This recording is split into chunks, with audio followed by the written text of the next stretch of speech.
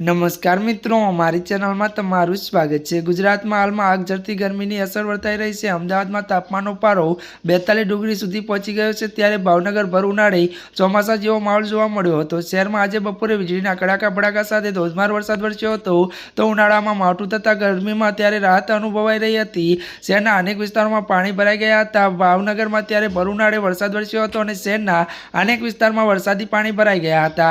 વાહન ચાલકોને અવરજવરમાં પણ હાલાકી સામનો કરવો પડ્યો હતો, તો કેટલાક ઠેકાણે ટ્રાફિકને પણ અસર થઈ ગઈ હતી અને વરસાદને કારણે અમુક સ્થળો ખરાબ પડ્યા હોવાના પણ અહેવાલ મળ્યા હતા। જિલ્લા પંચાયત બીરભજન અને ત્યારે કલેક્ટર કચેરી વિસ્તારમાં પણ પાણી ભરાઈ ગયા હતા।